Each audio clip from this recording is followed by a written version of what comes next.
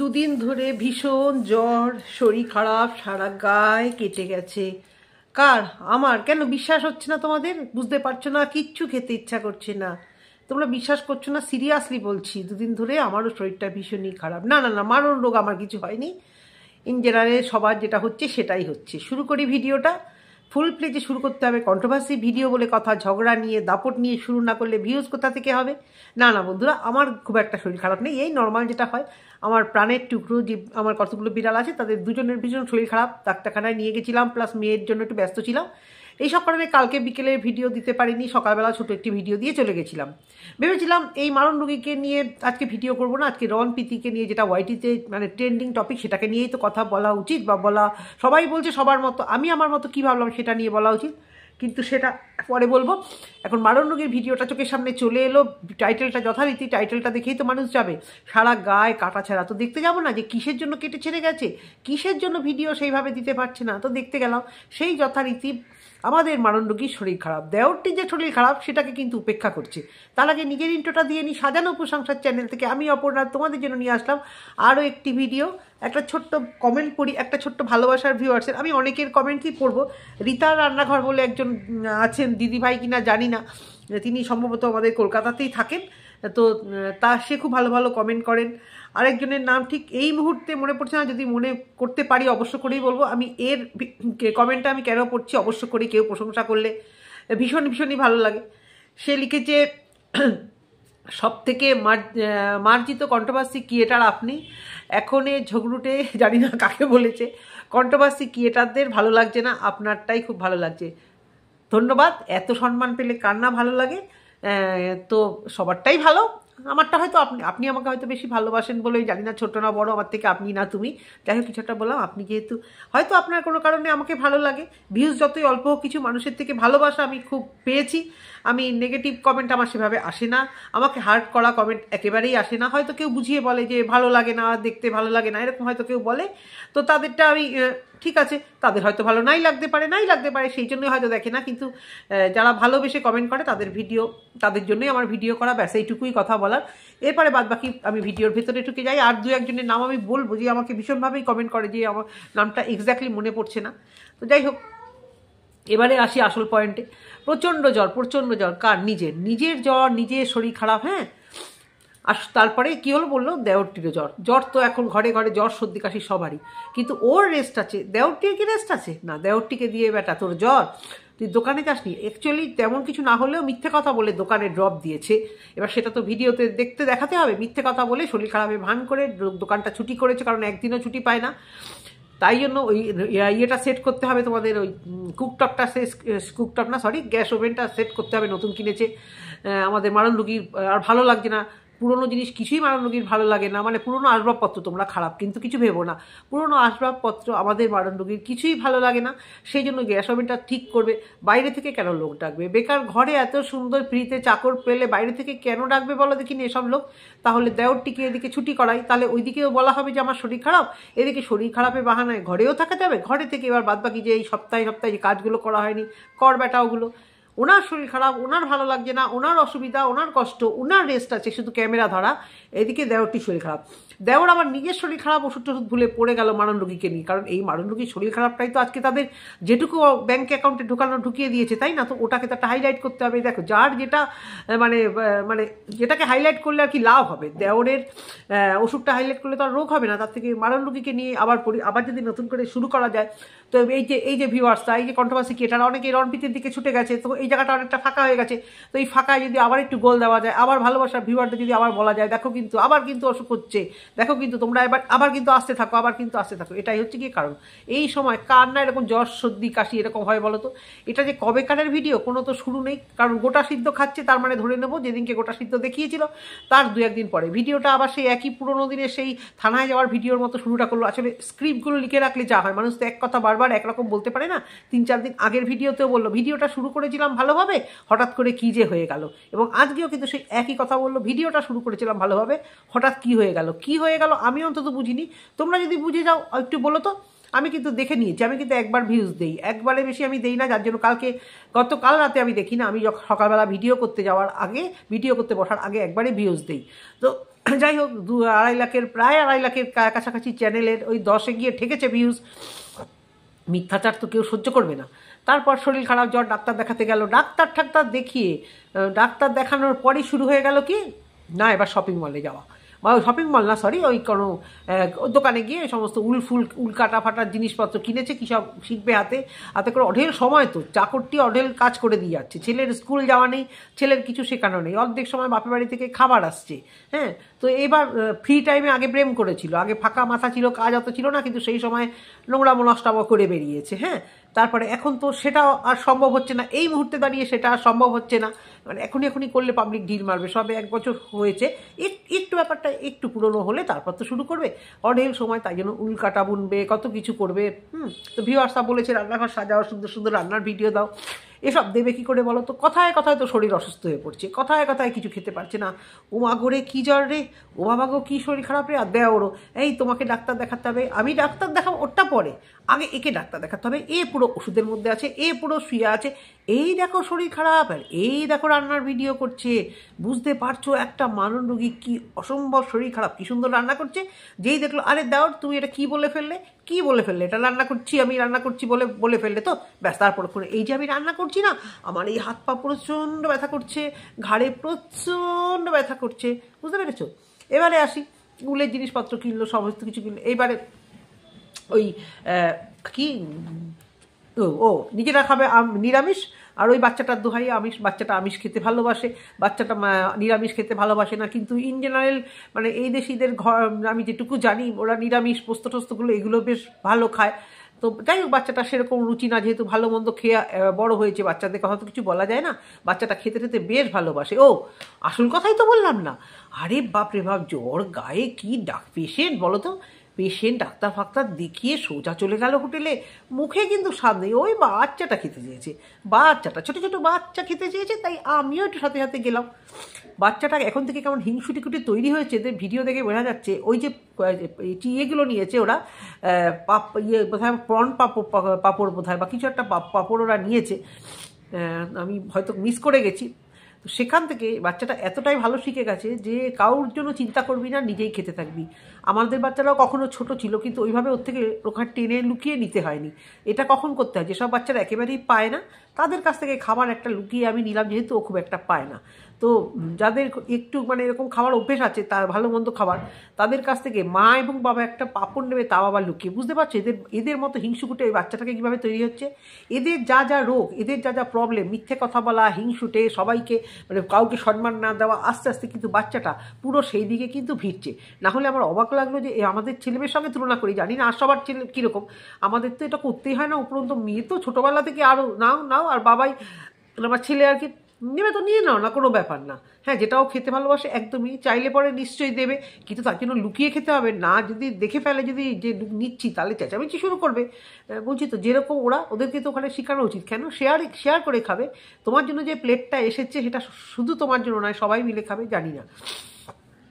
তো যাই হোক, সেটা তাদের ব্যাপার, তাদের বাচ্চাকে তারা কীভাবে মানুষ করবে। আমরা যেটা ভুল দেখব এভাবেই বলবো, কারণ তারা হয়তো ভাবে যে এরকম হিংসুকুটি, পরকে বিশ্বাস না করা, হয়তো স্বার্থপর, এটাই হয়তো জীবনের মূল উদ্দেশ্য, এভাবে হয়তো জীবনে অনেক কিছু জয় করা যায়, সেটা হয়তো তারা মনে করে তাদের বাচ্চাটাকে তারা সেই রকমভাবে শিখায়নি, তাদের মতো করেই শিখিয়েছে। তো হোটেলে গিয়ে বেশ ভালো মতো অনেক কিছু নিল, কি রোগ না, সারা শরীরে রোগ। এক্স্যাক্টলি বাইরের খাবার ও ভালোবাসে, যেটা আজকেও বলে দিল।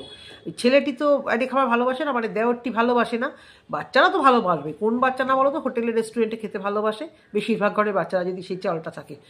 তো বাচ্চাটা তো বেশ খেতে ভালোবাসে, সব কিছুই বেশ খেতে ভালোবাসে। ওই ছোটো ছোটো নালে মাছের কাটা না বেচে, এখনও আমার যে এত বড় বড় ছেলে মেয়ে, যে ছেলে MBA করছে, মেয়ে বোর্ড দেবে, এত বড় বড় ছেলে মেয়েদের ওই কুচো মাছ দিলে চেঁচামেচি করবে, ট্যাংরা মাছ দিলে চেঁচামেচি করবে, পার্শে মাছ দিলে চেঁচামেচি করবে, মানে চেঁচামেচি করবে, মানে মুখটা দেখলেই বোঝা যায় যে ওদের যে কী হাল, মানে কী শাস্তি ওদের আমি দিয়ে ফেলেছি। ঝটঝট করে খাবো, ঝটঝট করে চলে যাব, মাংস হোক, ডিম হোক, এটা আরও সব থেকে ভালো। নিজের পক্ষে মুগ ডাল হোক, আলু ফ্রাই হোক, আরও আর কে দেখে কি, মাছের মাথা দিয়ে মুগ ডাল আর ঝিরিঝিরি আলু ভাজা করে দিলে সত্যি আর দেখে কি। তো এই হচ্ছে মানে বাচ্চাটা এত সুন্দর ওই কুচো মোড়ালা মাছ কী সুন্দর বেঁচে খায়, মানে বাচ্চাটা জানেই যে ওকে ওর মতো সত্যি চলতে হবে। ও কিন্তু বেশ সমস্ত কিছু, মানে সমস্ত কিছু কিন্তু নিজেরটা নিজে করতে পারে। ছোটোবেলা থেকে ওকে যেহেতু এ কুড়ে ছিল বা অন্য জগতে ব্যস্ত থাকতো, হ্যাঁ, বিভিন্ন রকম জগতে ইনি তো ব্যস্ত থাকতো, এই মহিয়সী নারী, রান্নার লোক ছিল, কাজের লোক ছিল, তার সত্ত্বেও ইনি স্কুলে গিয়ে বা ইনি বাড়িতে বসে অনেক রকম এনার মনে চলতো। যাচ্ছি বিভিন্ন কারণে ব্যস্ত থাকাতে এই ছেলেটাকে বেশ ভালো করেছে একদিকে, মানে ছেলেটাকে কিন্তু রাফ অ্যান্ড টাফ তৈরি করেছে, বোর্ডিংয়ে দাও বা বাড়িতেই বা রাখো, নিজের মতো নিজে খুব সুন্দর কিন্তু ছেলেটা এই দিক দিয়ে, মানে নিজের কাজ নিজে, যে মা বাবা করে দাও তবে আমি করব, সেদিক থেকে কিন্তু ছেলেটা খুব রাফ অ্যান্ড টাফ তৈরি করেছে সেই দিক থেকে। তো যাই হোক, রেস্টুরেন্টে খুব ভালো মন্দ খেয়ে ঠেয়ে তারপরে এলো বাড়িতে এসে হলো আর কি কাণ্ড। এই যে বাজারে যাচ্ছে, এই যে ডাক্তার দেখাতে যাচ্ছে, ডাক্তার তো মানে পার্মানেন্ট রেকারিংয়ের মতো ওদের ডাক্তার ধরা থাকে, সারা অঙ্গে ওষুধ তো, কিন্তু সেই ওষুধের না কোনো প্রমাণ, না কোনো প্রেসক্রিপশন, শুধু বলবে ওষুধ। এই যে ভিডিওটা সকালবেলা শুরু করবে, কাজ করবে, ডাক্তারখানায় যাওয়াটা দেখাবে, দোকানে ঢোকা দেখাচ্ছে না, দোকানে ওই একটুখানি ক্যামেরা করলো, ওই বন্ধ করে বাড়িতে এসে ভয়েস দেবে।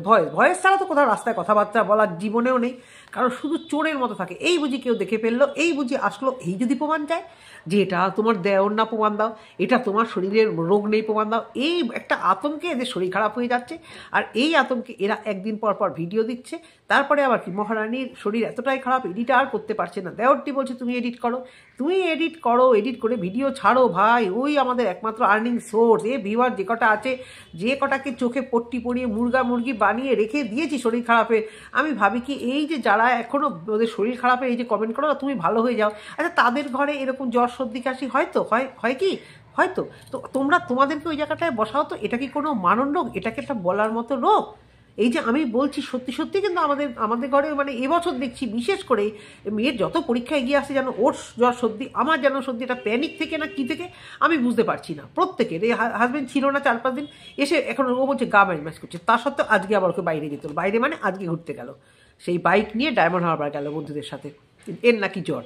তো যাই হোক, ওকে জ্বর ফর বলে কাজ নেই, বলছে ঘুরে আসি, মেয়ের পরীক্ষা শুরু হয়ে গেল, আটকা পড়ে যেতে হবে, ছুটি পেলো চলে গেল সকালে। এদিকে এইসব নিয়ে আমি পড়ে আছি। তো যাদের ঘরে এই সমস্ত জ্বর সর্দি কাশি হয় না, তারাই হয়তো এখনও পর্যন্ত ওকে দেখে তোমাদের মায়া লাগবে, যে ভীষণ অসুস্থ, ভীষণ শরীর খারাপ, কি তাই না? নাহলে তোমরা মানে মন প্রাণ দিয়ে বিচার করো তো, আমাদেরকে না হয় সাইডে রাখো, আমরা তো খুব খারাপ কন্ট্রোভার্সি ক্রিয়েটার, অনেকেই বলবে হয়তো, অনেকেই বলে, যদিও আমার কমেন্ট বক্সে একজন একটুখানি অফেন্ডেড হয় এদেরকে নিয়ে নেগেটিভ ভিডিও করলে, তো তার হয়তো ওদেরকে খুব বেশি ভালো লাগে। তাকেই আমি বলি যে তো আপনাদের ঘরেও বা তোমাদের ঘরেও তো এই ধরনের অসুখ ফসুখ হয়, তাই না? তো এটা কি কোনো মারণ রোগ? এটাকে বেঁচে কি খাওয়ার মতো? কিন্তু না, এদের ভিডিওতে এই যে গেল হোটেলে, সুন্দরভাবে দেখাই যে হোটেলে ঢুকছে দূর থেকে, সুন্দরভাবে দোকানে যাচ্ছি, রাস্তাঘাট না, কিচ্ছু না, শুধু একটু ওইটুকুনির মধ্যে। তাই জন্য এদের কী হয়, প্রচুরভাবে এডিট করতে হয়, কি নাকি উঠে গেল, কি নাকি ধরা পড়ে গেলাম বলে ছোট্ট করে এডিট করতে হয় বলে এরা ভিডিওটা দিতে পারে না। এত শরীর খারাপ, এত জ্বর, বাইরে খাবার খেয়ে আসলো, সব ভালো কথা, ভালো, অসুখ হলে অসুখ না করাই ভালো, কিন্তু এরা ওইভাবে ভিডিওটা করবে, করে যা নয় তাই করে দেখাবে, দিয়ে একটা ক্যামেরা নিয়ে বসে পড়বে, জানো তো আমার ভীষণ শরীর খারাপ, আর এক কথা ভয়েস ওভারে, এক কথা ভিডিওতে, কারণ এইটুকুনি লিখে রাখবে, এর বাইরে আর পেট থেকে আর বেরোয় না, কারণ বেরোতে গেলে ভাবে যদি কিছু বেরিয়ে যায়, এটা বলবো, যদি কিছু ধরে ফেলে ওটা বলবো, যদি কিছু ধরে ফেলে। তো এই যে একটা মানে বলছে গায়ের মধ্যে দাগ, ওটা আমার যত সম্ভব মনে হয় যে অ্যাসিড পোকা আছে না, আমাকেও দেয় অ্যাসিড পোকা, মাঝে মাঝে চেটে গেলে ধরো এখান দিয়ে একটা কালো দাগ হয়ে যায়, এখান থেকে বোঝাও যায় না, এয়ার কন্ডিশনের মধ্যেও ঢুকে পড়ে। আমি ভাবতাম যে এয়ার কন্ডিশনে ঢোকে না, এয়ার কন্ডিশনের মধ্যেও ঢুকে ওইভাবে যদি চেটে যায় মুখ থেকে, ওইভাবে বোঝাও যায় না, পরে ব্যথা হয়, যেরকম একটা কাটার মতো দাগ, সঙ্গে একটু জ্বর আসে। আমি জানি না এদের কোন ভূতের কামড়েছে, কোন বাঘে আঁচড় দিয়েছে, কোন বাঘের আঁচড়ে এর সকাল থেকে শরীর খারাপ হয়ে গেছে।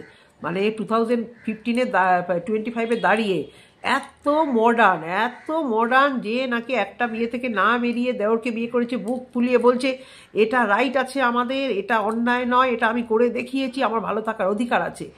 এইরকম একটা কাজ যে করেছে, যে বেরিয়ে এসছে, বরের সঙ্গে ছিল রেজিস্ট্রি করে, সে আজকে বলছে রাত্রিবেলা ঘুমালে কিসের কিসের নখের আঁচড় দিয়ে যায়, তোমরা তো বিশ্বাস করবে না, আর তোমরা আর বিশ্বাস করবে কি? আমি ভাবছি তোমরা আর বিশ্বাস করবে কি? যাই বলবে এখন তো কিছুই আর বিশ্বাস করবে না। তো এই 2025 দাঁড়িয়ে এখনও এদের এই গাকে আঁচড় দিয়ে দিয়েছে, তাই থেকে এদের শরীর খারাপ হয়ে গেছে, ভাবো। তো আসল কারণ এই যে দেওরটি কাজের থেকে ছুটি দরকার ছিল, ঘরে অনেক কাজ জমে গেছিলো, যেটা এই দেওরটিকে দিয়ে করাতে হবে। সেই জন্য যে নাকি শরীর খারাপ, প্রথমেই শরীর খারাপ, নিজের শরীর খারাপ, দেওরের অল্প শরীর খারাপ, দেওর চাকরের অল্প শরীর খারাপ, সাথে সাথে কিন্তু ওকে দৌড়দৌড়ি করে ওই গ্যাসের জিনিসপত্র কাজবাজ করা ঠিক করে গেল। যেহেতু আমাদের মানন রোগীর বেশি শরীরটা বলছে বেশি খারাপ, মানন রোগী রান্না করবে না, এবং দেওরটারও অল্প হয়তো হয়েছে, এবার এই অল্প হওয়াতে দেওরটা বলছে আমি রান্না করবো না, সেই জন্যই কিন্তু বাইরে খাওয়া। প্লাস ইনি যেহেতু ভালোবাসে, ওরা ভালোবাসলো কিনা দরকার নেই, আমি ভালোবাসি আর আমি রান্না করতে পারবো না, দেওরও রান্না করতে পারবে না, তাহলে এবার কি দেওর বলেছে আমার শরীরটা অত ভালো নেই, প্লাস দোকানদার যদি দেখে ফেলে ভিডিও আমি রান্নাবান্না করছি তাহলে তো অবিশ্বাস করবে যে তোমার শরীর খারাপ নয়, তাহলে কি হয়, তাহলে এবার আমরা আস্তে করে হোটেলে খেতে যাই, তাহলে এক ঢিলে দু পাখি মারা হবে, এদিকে ঘরেও রান্না করতে হলো না, শরীরটা মানে একটু হয়তো বা খারাপ হলেও হতে পারে, এতটাও খারাপ না যে নাকি গ্যাস ফ্যাস লাগাচ্ছে, বেরোচ্ছে, ঘুরছে, সে দোকানে গিয়ে যাবে, দোকানে গিয়ে কাজ করতে পারবে না। যাই হোক, তো এই হচ্ছে গিয়ে মেন কথা, নিজের শরীর খারাপ হোক, যেহেতু দেওরের একটু শরীর খারাপ, রান্না করবে না, তাহলে গিয়ে হোটেলে খেয়ে আসি। কি তোমরা কি বলো, আমি কি কিছু ভুল বলছি?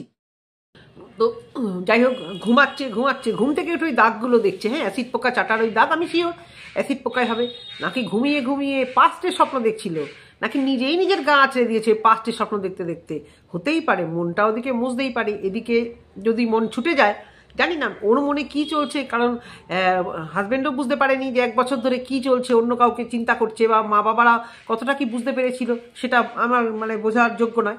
তো যাই হোক, ওই সমস্ত গায়ে আঁচড় ফাচর তো দিল, বাচ্চাটাকে নিয়ে পড়তে বসিয়েছে, বাচ্চাটা ভালো কথা বলেছে যে তোমরা একটা স্কুল খুলে বসো। হ্যাঁ, ওই যে দেওর কাম চাকর, ওর অনেক গুণ আছে, ও চাকরামও করতে পারে, ঘরের সব কাজ পারে, জানি না মা বাবার সঙ্গে মায়ের সাথে হেল্প করতো কিনা, নাকি বউ করে চাকর বানিয়ে দিয়েছে, সে ডাক্তারি করতে পারে, ভালো ব্যান্ডেজ ফ্যান্ডেজ করতে পারে, চোখ ঠোকে করতে পারে, মিথ্যে কথা বলে মিথ্যে অ্যারো দিয়ে সুন্দর সুন্দর থাম্বনেল কম্পিউটার থেকে ডাউনলোড করে দিতে পারে, সেখানে একটা মানে ইঞ্জিনিয়ারিং ভাব আর কি, এআই শেখা ছেলেদের মতো, মানে মানুষদের মতো কিছু পাওয়ার মধ্যে আছে, তাইও পারে, তারপরে পড়াতে পারে, টিউশন করতে পারে, তাহলে কতগুলো গুণ সম্পন্ন দেওরটি হলো, তেল মালিশ করতে পারে ভালো, তাই না?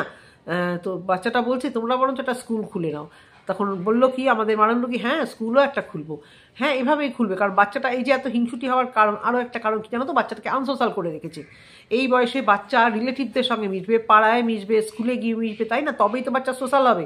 কিন্তু ওদের বাচ্চাটা ওই মা বাবা আর বাড়িতে গিয়ে মামা বাড়িতে যাচ্ছে, মাঝে মাঝে দেখছে ওই দিদা ঠাকুমা, বা সরি দিদা আর দাদুকে দেখছে কিনা, হ্যাঁ দাদুকে দেখছে, ওইটুকুই জগৎ। আর রাস্তাঘাটে আসতে যেতে কাকে দেখছে না যাচ্ছে আমরা তো ভিডিওতে দেখিনি, সুতরাং আমরা জানিও না আদৌ কাউকে দেখছে কিনা। তো বাচ্চাটাকে আলসোসাল করে রেখেছে, তো এইরকম বাচ্চা হিংসুটে স্বভাবের হবে, আরও খতরনাকও হয়ে যাবে, এরপরে ওর মানে ভীষণ রাউডি হয়ে যাবে। শিলিগুড়ি থেকে প্রথম যখন শিলিগুড়িতে নিয়ে গেছিলো, বাচ্চাটা কিন্তু ভীষণ রাউডি হয়ে গেছিলো, বাচ্চাটা ভীষণ জেদ করতো তখন, কোনো জায়গায় দেখা গেছে বাচ্চাটা ভীষণ জেদ করতো, এটা স্বাভাবিক। ওর উপর দিয়ে যা চলছে ঘরের মধ্যে, ও যা দেখছে, এই এককালে এই বাবা ছিল, আবার হঠাৎ করে বাবা চেঞ্জ হয়ে গেল, জোর করে বাবাকে বাবা ডাকানো, এবার এই বাবা আর মার মধ্যে একটা বেশ ভালোই চলছে, মাঝে মাঝে অসুখ, মাঝে মাঝে কান্নাকাটি, কী চলছে বাবা মার ঘরে, কী নাটকটা করছে দেখি ওরা, ইন্টেলিজেন্ট বাচ্চা তো, ওগুলো সব কিন্তু খেয়াল করছে, কারণ ঘরে তো আর কোনো জায়গা নেই যে ও সময় কাটাবে, সবসময় মা বাবার সাথে আছে, মা বাবার ওই মিথ্যাচার, ওই সমস্ত নোংরাম অসভ্যতাগুলো ও দেখে ফেলেছে, ছোটোবেলায়ও দেখেছে, বা স্বামী স্ত্রীর মধ্যে ঝগড়া হতো, নিজের মা বাবা এবং নিজের মায়ের সাথে ঝগড়া অশান্তি হতো, এদের ভিডিও থেকেই দেখা, সেগুলোও দেখেছে। এই জন্য বাচ্চাটাকে একটু ভালোভাবে কাউন্সিলিং করে ভালোভাবে একটু গাইড করা উচিত। এরা কতটা পারবে জানি না, এদেরকে নিয়ে ব্যস্ত, কিসে ভালোবাসবে ভাবো তুমি? ঘুম থেকে উঠে আগে দেখতো সিগারেটের ছেঁকা সেই আগের হাজবেন্ড, এখন দেখছে আঁচড়ের ছেঁকা, এটাও কি তার হাজবেন্ডই দিয়েছে? এবার কি এই দেওরের নামে এই ব্লেমটাও দিতে পারে যে এবার আমাকে এই দেওর দেখো এইভাবে মারছে, এইভাবে আমাকে আঁচড় দিচ্ছে, সেই জন্য আমি আবার পালাতে বাধ্য হয়েছি? মেবি সব কিছু করতে পারে দেখতে থাকি আমরা কি পারে। তবে তোমাদের কাছে একটাই রিকোয়েস্ট, নিশ্চয়ই সব রকম টপিক নিয়ে ভিডিও করলে তোমরা আশা করি পাশে থাকবে, আর ভালো ভালো কমেন্ট, যারা সুন্দর কমেন্ট করে আমাকে এনকারেজ করছো তাদের অসংখ্য ধন্যবাদ জানিয়ে ভিডিওটা শেষ করলাম। সবাই সুস্থ থেকো, ভালো থেকো, সাবধানে থেকো, সিজন চেঞ্জ, ভীষণই শরীর খারাপ সবারই চতুর্দিকে হচ্ছে, তো তোমরা সবাই সাবধানে থেকো, প্রোটেকশন নিয়ে থেকো, এইটুকুই বলার ছিল। নেক্সট ভিডিওটা অবশ্য করে এই রণপ্রীতিকে নিয়ে, প্লিজ তোমরা সেগুলোও দেখো, ঠিক আছে? আজকের মতো টাটা, মানে এখনকার মতো টাটা।